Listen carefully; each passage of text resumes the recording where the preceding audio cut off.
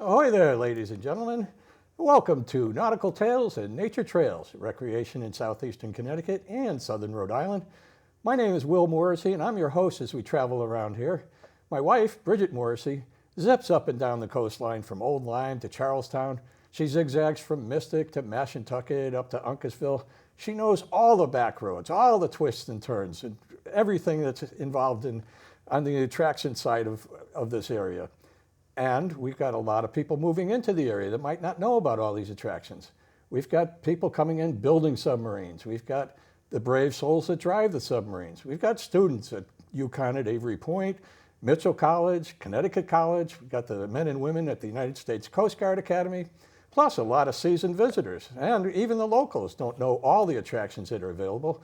I mean, we've got so many things to talk about: golf courses, marinas, museums, libraries, vineyards, you name it, it's here. It's a popular destination.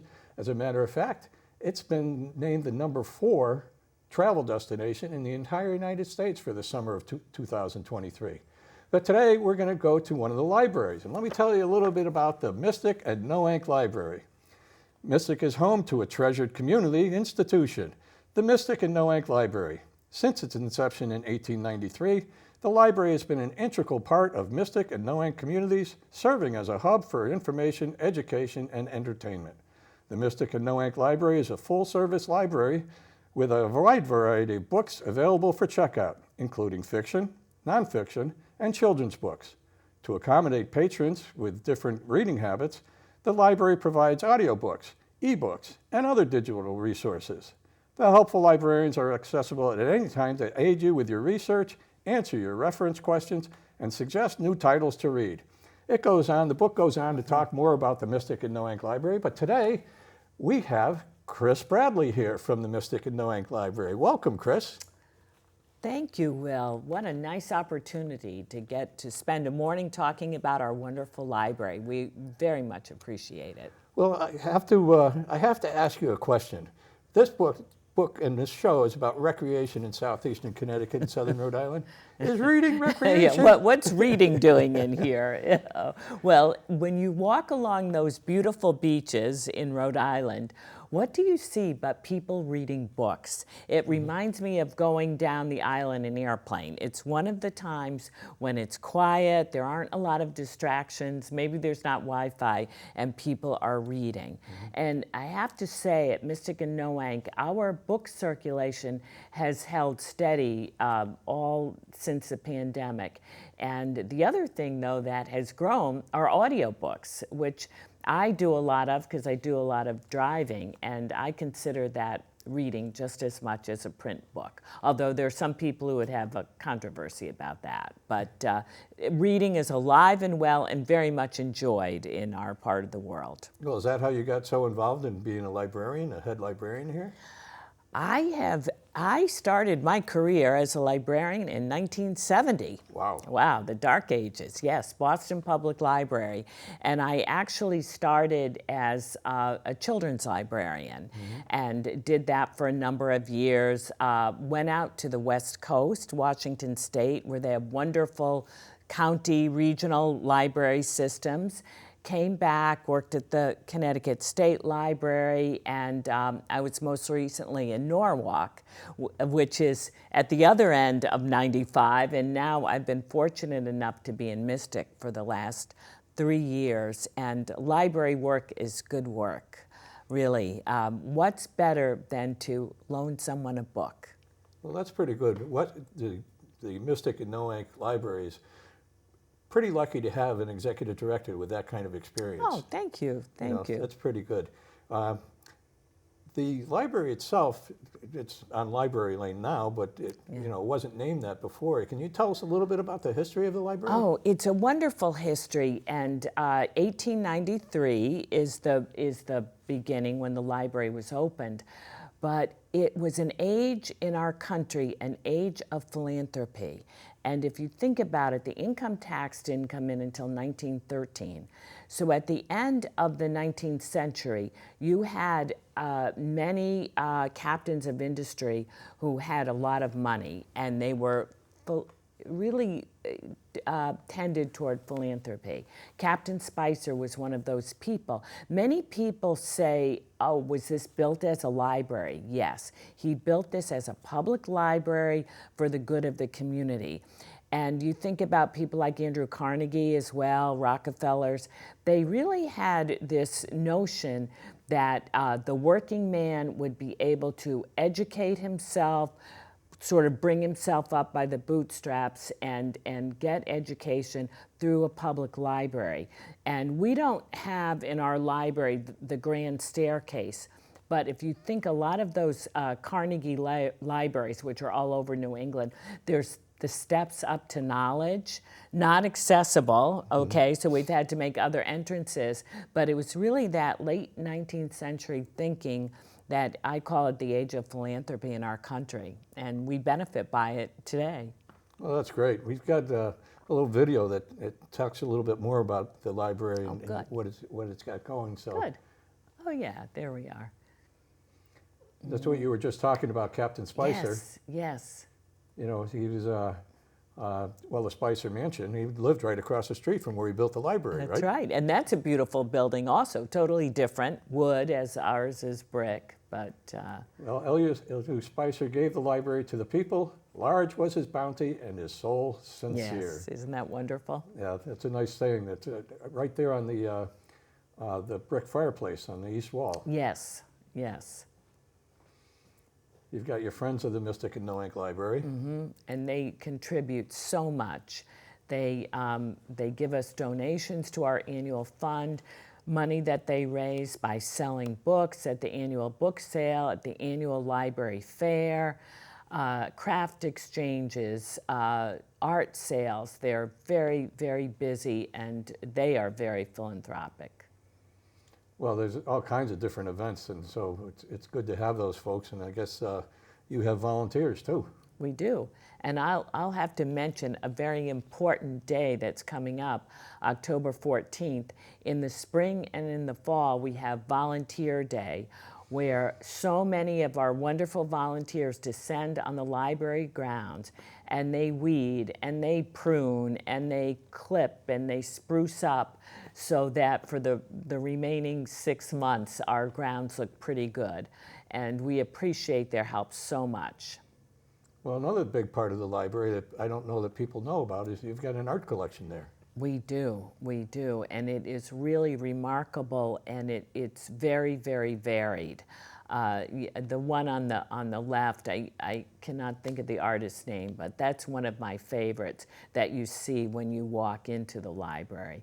Then there are also some portraits that are from that late 19th, early 20th century, and they fit in with the style of the building very well.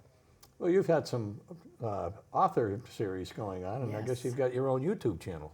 We do, and we get many, many views every month. It's funny, the things that you count. Back in the day when I started, we just counted the number of books checked out. Now we count the number of views on YouTube and the number of audiobooks and ebooks that are downloaded as we move forward. You mentioned to me something special that you've got going on, the book bike.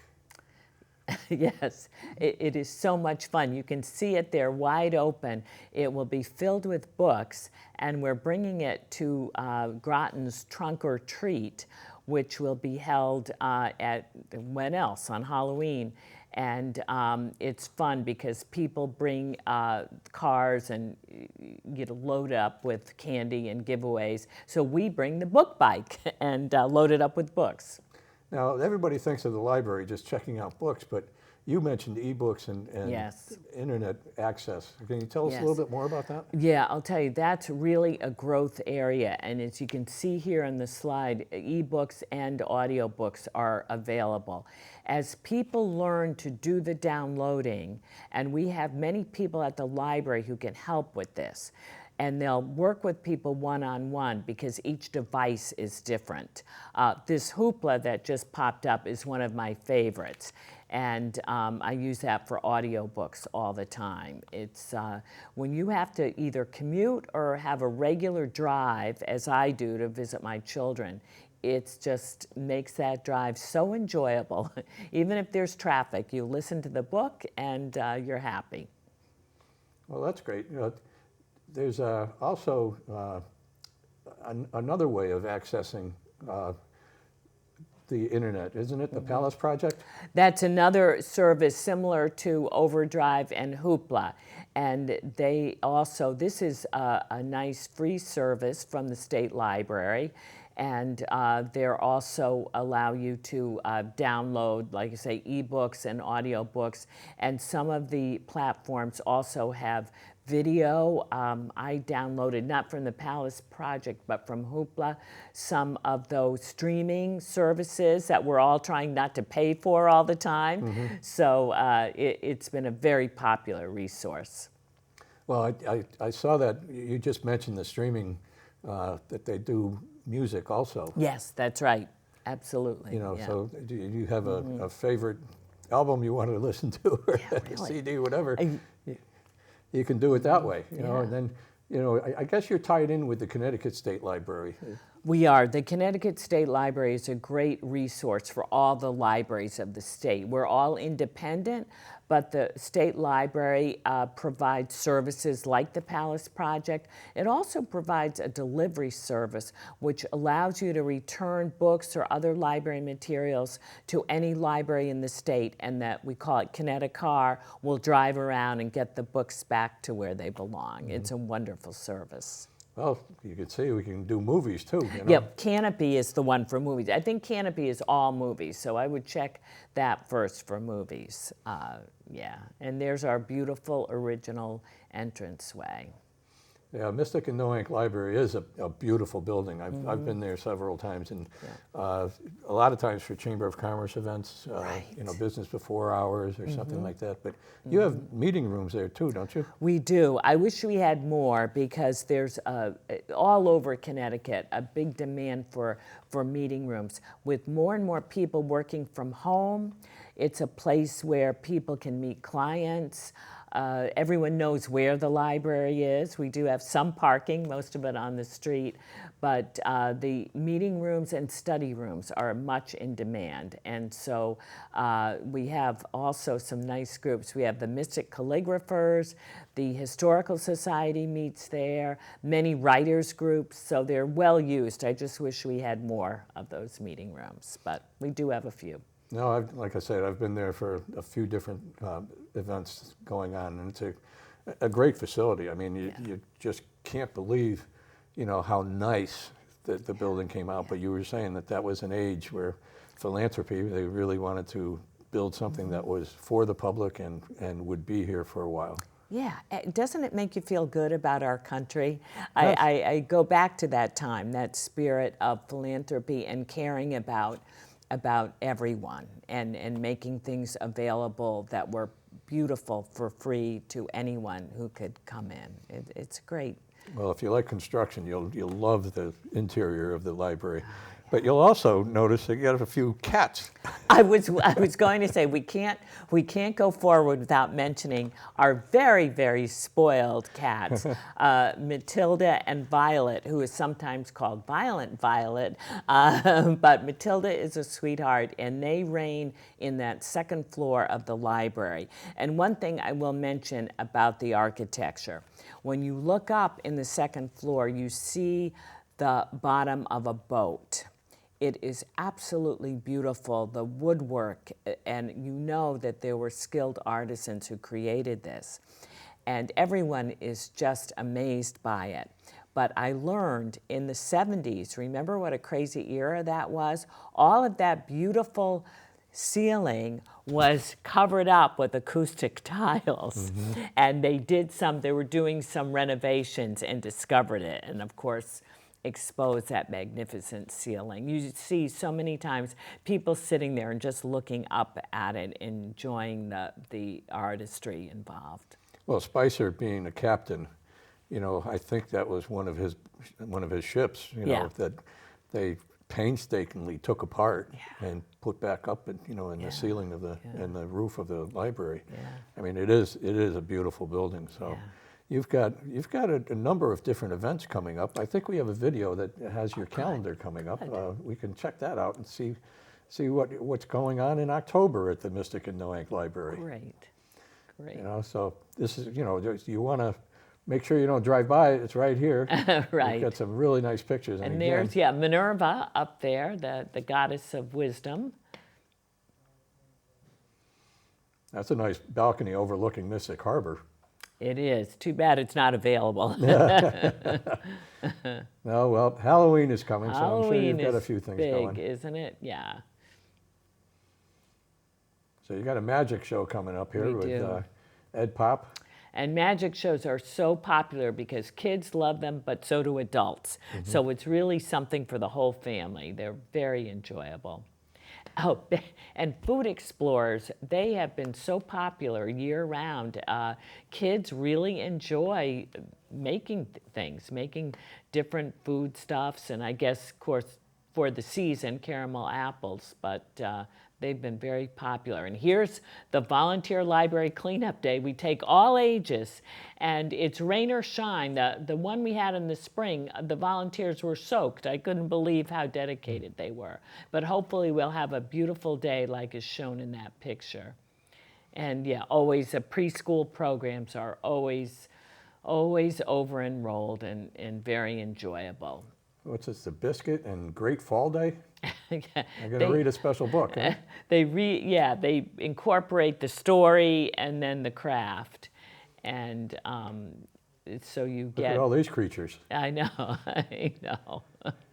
You Yeah, said- fairy houses. Fairies are very big, and I guess have been for a couple of years. So I think you saw it says we'll meet at the picnic tables. We try to use our outdoor space, our library park, as much as we can. And that really started with COVID, but people have enjoyed that, being outside, having a story under a tree. And the critters, I'm a little behind on the slides, but these petting zoos have been so popular. And that's what we use our library park for. And see little kids sitting there with a bunny or petting a llama. They have so much fun with it. And you can keep adults up to date with English language. Right. That has been a wonderful class. Kathy Bussey does that. Literacy volunteers have been around for a long time, and it's a wonderful service to the community. And writers, we have so many writers in our area, and this group meets at the library, but anytime we hold writers' workshops on different themes, they're always over-enrolled. We have writers and we have such good readers, I have to say adult readers in Mystic. Just keep us humming with getting books. We get books from other libraries for book clubs and certainly new books. And Bluesgrass, and Mark White has helped the library so much. He helped us upgrade our sound system up in that beautiful Spicer room. It was a beautiful room, but we had no sound. But Mark, being a musician, has helped us out, and we're looking forward to hearing Bluesgrass coming up this month.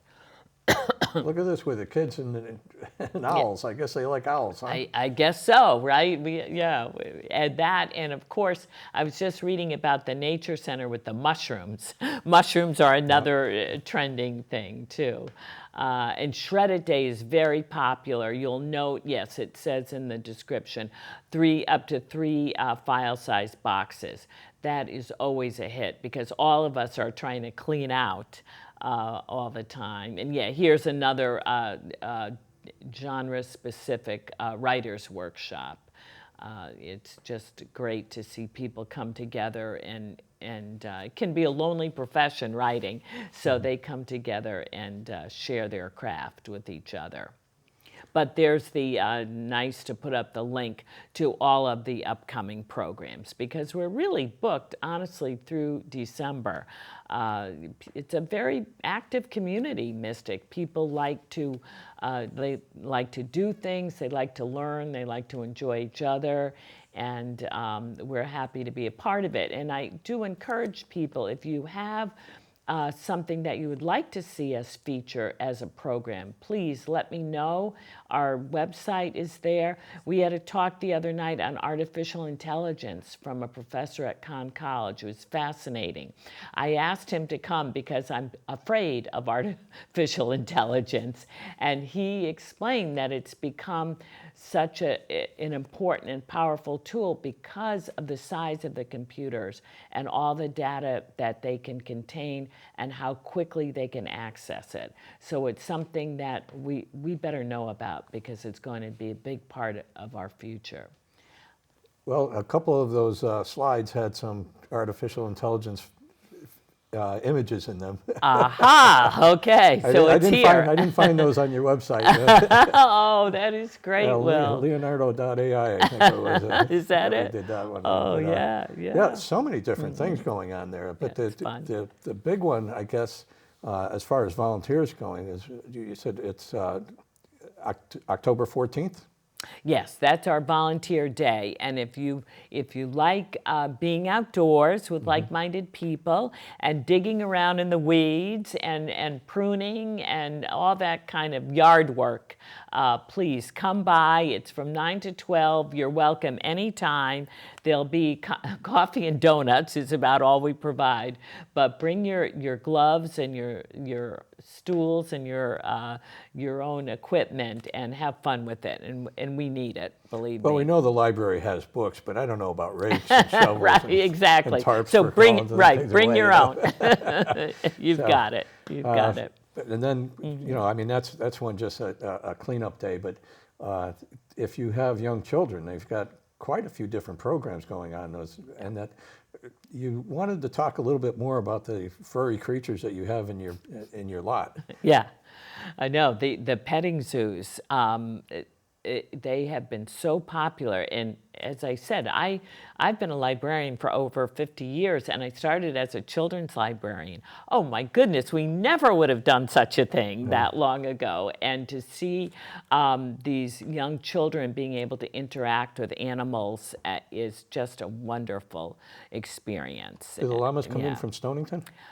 It's Zen's Critters who bring the animals usually. There are a number of different people who do that, but I'm not sure where they're from.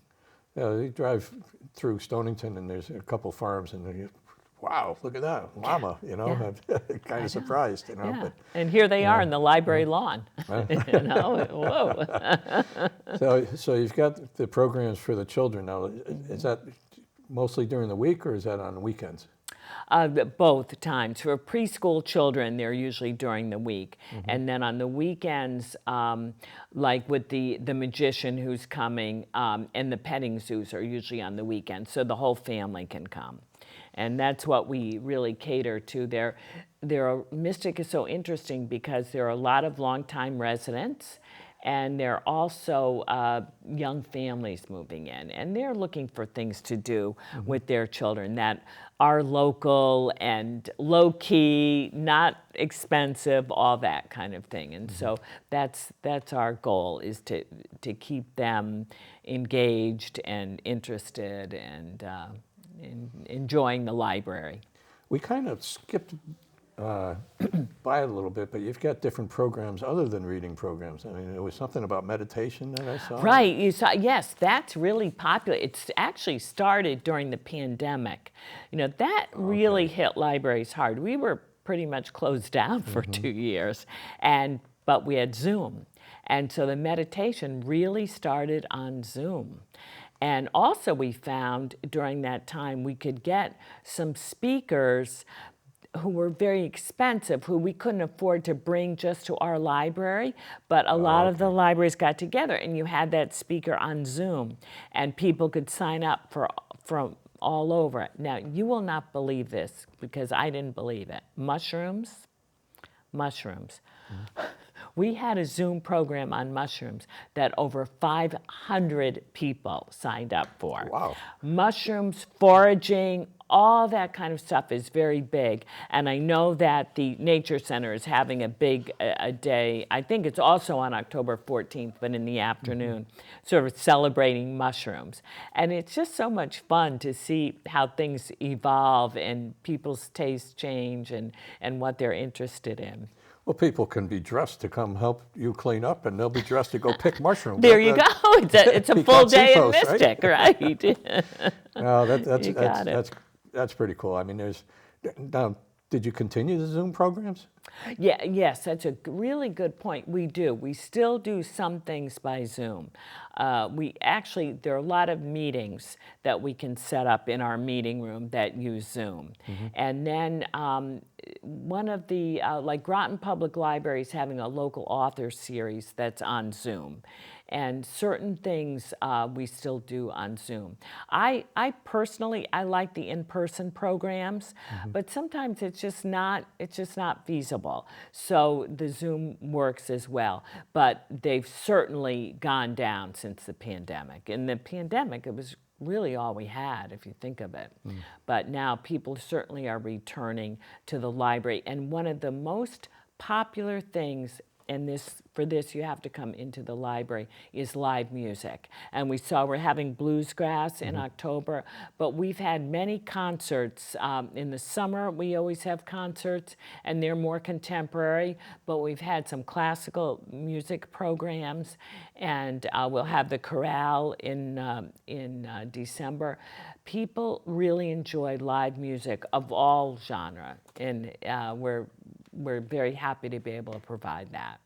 Well, that's great. I mean, you're easy to find. I mean, you're 100 yards away from Mystic Pizza, and you just walk up the hill, right? You walk, but that hill is pretty steep. I live on Main Street, so I can attest. Coming down is great, but sometimes I have to pause on my way up.